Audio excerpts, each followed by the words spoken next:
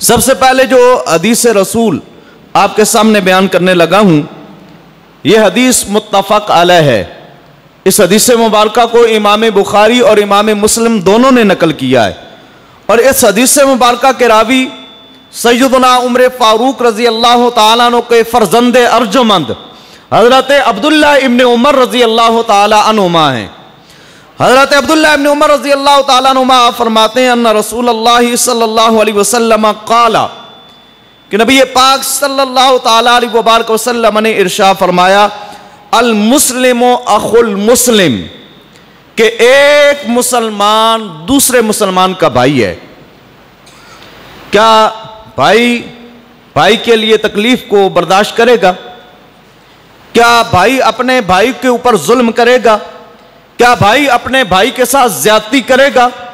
یہ ایسے کبھی نہیں ہو سکتا، چاہے وہ عام آدمی ہو، چاہے کوئی غریب ہو، چاہے کوئی امیر ہو، چاہے وہ کسی کے چند روپے ہتھیانے والا ہو، چاہے کوئی کسی کی زمین ہتھیانے والا ہو، چاہے کسی کا مال ہڑپ کرنے والا ہو، چاہے وہ عام آدمی ہو، چاہے کوئی مشیر ہو، چاہے کوئی وزیر ہو، کیا وہ کسی کے اوپر ظلم کر سکتا ہے؟ جب حضور علیہ السلام نے ایک قانون، ایک ضابطہ بیان کر دیا کہ المسلم اخو المسلم، کہ ایک مسلمان دوسرے مسلمان کا بھائی ہے، تو مسلمان جب آپس میں بھائی بھائی ہو گئے تو بھائی تو آپس میں اتفاق کے ساتھ رہتے ہیں، اتحاد کے ساتھ رہتے ہیں، وہ آپس میں لڑتے نہیں ہیں، وہ آپس میں جھگڑتے نہیں ہیں، وہ کبھی بھی کسی کا مال ہڑپ نہیں کرتے، کسی کا ناحق مال نہیں کھاتے، گالم گلوچ نہیں کرتے، کسی کے اوپر ظلم نہیں کرتے، نہ ظلمن کسی کو قتل کرتے ہیں۔ آج کے اس معاشرے میں، سوسائٹی میں آپ دیکھیں، جائیدادوں کے لیے مال کی ہوس میں ایک بھائی اپنے دوسرے بھائی کو قتل کر رہا ہے۔ گزشتہ ایام میں تو یہاں تک سنا گیا کہ ایک ناخلف بیٹا اپنے باپ کے اوپر ظلم کر رہا ہے جائیداد کی وجہ سے۔ سوشل میڈیا پہ آپ بھی دیکھتے رہتے ہیں، ایسے مظالم ڈھائے جا رہے ہیں۔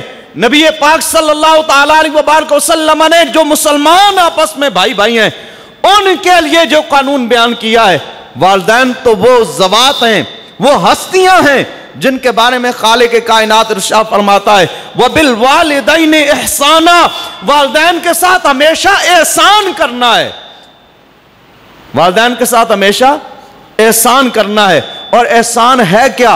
حضور علیہ السلام کا ایک فرمان عالی شان ملتا ہے، احسان یہ ہے ان تعبد اللہ کأنک تراہ فإن لم تکن تراہ فإنہ یراک۔ احسان یہ ہے کہ اللہ کی عبادت ایسے کیا کرو گویا کہ تم رب کو دیکھ رہے ہو، رب کو دیکھ کر تم عبادت کر رہے ہو۔ اگر اس مقام، اس مرتبے پر فائز نہیں ہو تو پھر یہ تو سمجھا کرو کہ وہ رب تمہیں دیکھ رہا ہے۔ تو اللہ رب العزت نے والدین کے ساتھ تو احسان کا حکم ارشاد فرمایا ہے، وَمَا وَبِالْوَالِدَيْنِ احسانا، ان کے ساتھ تم نے احسان کرنا ہے۔ جو عام مسلمان ہیں، مسلمان جتنے بھی ہیں، ان کو نبی پاک صلی اللہ تعالیٰ علیہ وبارک وسلم نے ایک مسلمان کو دوسرے مسلمان کا بھائی قرار دیا۔ المسلم اخو المسلم ما لا یظلمہ، ایک مسلمان اپنے دوسرے مسلمان بھائی پر کبھی ظلم نہیں کرتا، ایک مسلمان اپنے دوسرے مسلمان بھائی پر کبھی ظلم نہیں کرتا۔ یہ جو ہم آپس میں آئے روز ایک دوسرے کو گالم گلوچ کرتے ہیں، ایک دوسرے کو گالیاں دیتے ہیں، ایک دوسرے کے ساتھ جھگڑتے ہیں، ناحق ایک دوسرے کو جو قتل کیا جا رہا ہے، کسی کے مال کو ہتھیایا جا رہا ہے اور عوام کے پیسوں کو ہمارے حکمران عیاشیوں کے لیے استعمال کر رہے ہیں، کیا یہ ظلم نہیں ہے؟ نبی پاک صلی اللہ تعالیٰ علیہ وبارک وسلم کا فرمان عالی شان یہ ضابطہ حیات ہے، اور ہر، چاہے وہ چھوٹے طبقے کا آدمی ہو چاہے بڑے طبقے کا آدمی ہو، ہر طبقے کے آدمی کے لیے حضور کا فرمان عالی شان ہے، ہمارا مسلمان کا بھائی ہوتا ہے، وہ کبھی کسی کے اوپر ظلم نہیں کرتا کہ وہ کہیں بھوکا مرنے لگ جائے، وہ خودکشیوں پہ آ جائے، وہ فاقوں پہ آ جائے، مسلمان دوسرے مسلمان پر کبھی ظلم نہیں کرتا۔ وَلَا يُسْلِمُهُ، اور جب اس پر کوئی مصیبت آ جائے تو اسے تنہا بھی نہیں چھوڑتا۔ ایک مسلمان دوسرے مسلمان کا بھائی ہے، ظلم بھی نہیں کرتا، اور جب کوئی مصیبت آ جائے تو بے یار و مددگار بھی اسے نہیں چھوڑتا۔ ہمارے ہاں ایک لمحہ فکریہ یہ بھی ہے کہ ہمارا پڑوسی وہ بھوکا مر رہا ہوگا تو ہمارا نظریہ یہ ہے کہ وہ اپنا کماتا ہے، اپنا کرتا ہے، اپنا کمائے گا، اپنا کھائے گا، میں اپنے گھر کو دیکھوں یا اس کے گھر کو دیکھوں۔ یہ لازماً میں پہلے بھی عرض کر چکا ہوں، یہ لازمی نہیں ہے کہ آپ اس کو پیسے ہی دیں۔ آپ کسی بندے کو یہ تو کہہ سکتے ہیں نا یار فلاں آدمی بڑا غریب ہے، نادار ہے، محتاج ہے، اسے ضرورت ہے، اور آپ کو اللہ رب العزت نے مال و دولت عطا فرمائی ہے، آپ اس کی مدد کر دیں۔ اور حضور کا فرمان عالی شان ہے، الدال علی الخیر کفاعلہ، جو آدمی کسی کو نیکی کی طرف صرف راستہ دکھا دیتا ہے، وہ نیکی خود نہیں کر سکتا، تو اللہ اس آدمی کو بھی نیکی کرنے والے کے برابر اجر و ثواب عطا فرماتا ہے۔ نیکی کرنے والے کے برابر اس کو اجر و ثواب مل جاتا ہے۔ تو نبی پاک صلی اللہ تعالیٰ علیہ وبارک وسلم کا فرمانے عالی شان ہے، مسلمان مسلمان کا بھائی ہے۔ ایک مسلمان دوسرے مسلمان پر نہ ظلم کرتا ہے، نہ ہی ایک مسلمان دوسرے مسلمان بھائی کو کبھی بے یار و مددگار چھوڑتا ہے۔ من کان فی حاجت اخیہ کان اللہ فی حاجتہ، اور جو آدمی اپنے بھائی کی حاجت میں لگا رہتا ہے، کہیں کوئی ضرورت مند ہو، حاجت مند ہو، اس کی حاجت میں جو آدمی لگا رہتا ہے، نبی پاک صلی اللہ تعالیٰ علیہ وبارک وسلم نے فرمایا جو آدمی اپنے کسی بھائی کی حاجت کو پورا کرتا ہے، کان اللہ فی حاجتہ، اللہ اس بندے کی حاجتوں کو پورا فرما دیتا ہے۔ جب بندہ کسی کی حاجت میں لگتا ہے، کسی کو تکلیف میں دیکھتا ہے، اس کی تکلیف کو دور کر دیتا ہے، کسی کی پریشانی کو دیکھتا ہے، اس کی پریشانی کو دور کر دیتا ہے، کسی کو تنگ دست دیکھتا ہے، اس کی تنگ دستی کو دور کر دیتا ہے، تو نبی پاک صلی اللہ تعالیٰ علیہ وبارک وسلم فرماتے ہیں جو آدمی اپنے بھائی کی حاجت میں ہوتا ہے تو رب اس کی حاجتوں کو پورا فرما دیتا ہے۔ وَمَنْ فَرَّجَ عَنْ مُسْلِمٍ قُرْبَةً فرج اللہ عنہ بہا قربۃ من قرب یوم القیامہ۔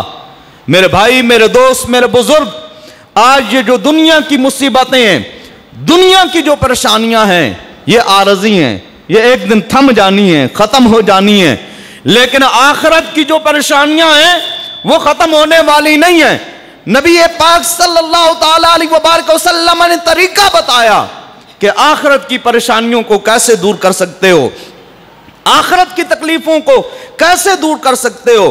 آقا علیہ الصلوۃ والسلام نے فرمایا جو آدمی کسی مسلمان سے کوئی تکلیف دور کرتا ہے تو اللہ قیامت والے دن اس تکلیف دور کرنے والے کی قیامت کی بڑی تکالیف میں سے تکلیفوں کو دور فرما دے گا۔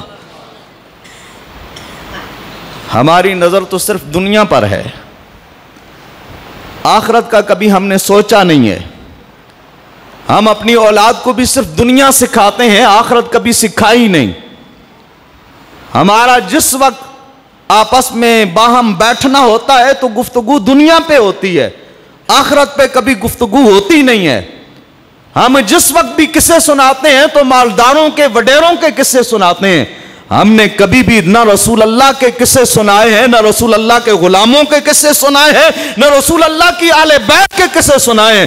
اللہ کی عزت و جلال کی قسم، اگر ہم آج اپنے بچوں کو رسول اللہ کے قصے سناتے، حضور کے فرامین عالی شان سناتے، حضور کے صحابہ کا طور طریقہ بتاتے، انہوں نے کس طریقے سے اپنی زندگیاں بسر کی، حضور کی آل بیت اطہار کا طور طریقہ بتاتے، تو آج ہماری اولادیں مسجد کی طرف رخ کرنے والی ہوتی۔ وہ دین اسلام کی سربلندی کے لیے کام کرنے والی ہوتی. ہم خود بھی دنیا کی لالچ میں پھنس گئے اور اپنی اولادوں کو بھی دنیا ہی سکھانے پہ لگ گئے.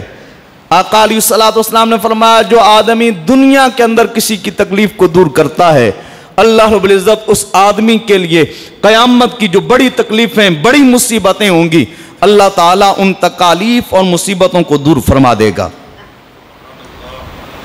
اور آج کے اس پرفتن دور کے اندر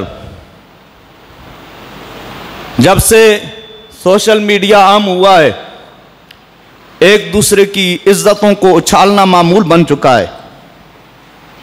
بڑے بڑے نامی گرامی علماء بھی اس فہرست میں شامل ہیں. آپ سنتے ہوں گے دیکھتے ہوں گے اپنی آنکھوں سے.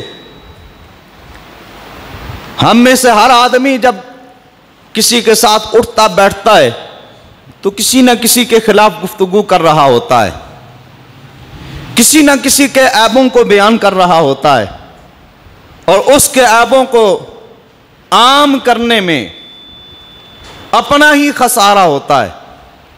جو آدمی کسی کے عیبوں کو چھپاتا ہے انہیں بیان نہیں کرتا اس کی عزت کا خیال رکھتا ہے تو نبی پاک صلی اللہ تعالی علیہ وبارک وسلم فرماتے ہیں ومن ستر مسلمہ جو آدمی کسی مسلمان کا پردہ رکھے سترہ اللہ یوم القیامہ اللہ قیامت والے دن اس پردہ پوشی کرنے والے مسلمان کی پردہ پوشی فرمائے گا.